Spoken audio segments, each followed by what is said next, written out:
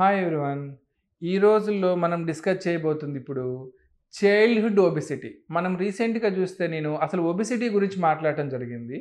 అదే ఒబెసిటీ ఇప్పుడు చిన్న పిల్లల్లో కూడా చాలా ఎక్కువ వస్తుంది. రీసెంట్‌గా మన ఇండియన్‌లో సిటీలో ఒకటి జరిగినటువంటి రీసెర్చ్‌లో ఏమైందంటే ఆల్మోస్ట్ 30% వాళ్ళ మేల్ కావచ్చు, ఫిమేల్ కావచ్చు.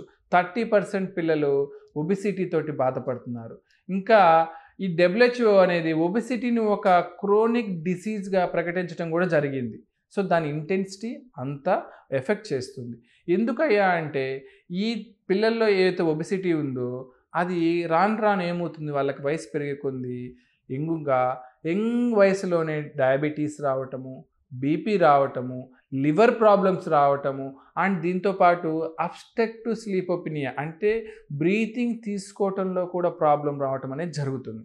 ఈ ప్రాబ్లమ్స్ అన్నీ రావటం వల్ల ఏమవుతుంది, వాళ్ళకి క్వాలిటీ ఆఫ్ లైఫ్ అనేది డిక్రీజ్ అవుతుంది. సో, వీటిని ఎందుకు వస్తున్నాయా అంటే, ఇప్పుడు మన అందరం చూస్తున్నాం ఎంతమంది మన పిల్లలు కానీ, లేకపోతే మనం గానీ పీటీ పీరియడ్స్‌లో కానీ ఎక్సర్సైజ్ చేయడం గానీ చూసామండి. చాలా తక్కువ. సో, ఏమవుతుంది ఈ ఫిజికల్ యాక్టివిటీ తగ్గటం వల్ల మన ఇన్‌పుట్ తీసుకునే క్యాలరీస్ పెరగటము అండ్ దాన్ని ఖర్చు చేసే విధానము తగ్గుతుంది. ఆ తగ్గటం వల్ల ఈ క్యాలరీస్ అన్నీ ఫ్యాట్‌గా మార్పు చెంది అవన్నీ కూడా మనకి అధిక బరువుని చేస్తున్నాయి.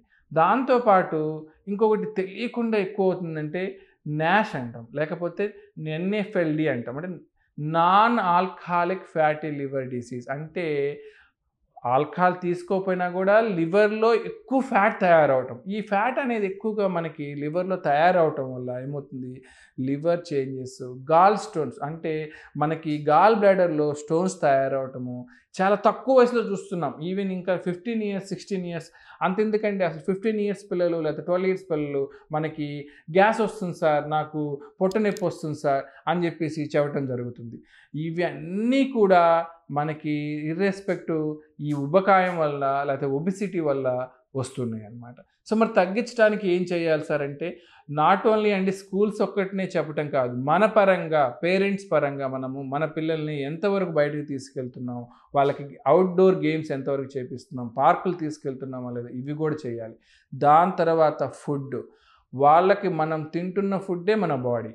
సో, అసలు షుగర్స్ అనేవి ఇవ్వకుండా చేయటము అండ్ వాడు తిన్నా కూడా దాన్ని ఫిజికల్‌గా యాక్టివ్‌గా చేసుకోవటము ఇవన్నీ అండ్ స్క్రీన్ టైమ్ తగ్గించటము, వాళ్ళ మొబైల్ యుటిలైజేషన్ తగ్గించటము చేస్తే వాళ్ళకి ఈ ఉబకాయం రాకుండా మనము ఆపొచ్చు.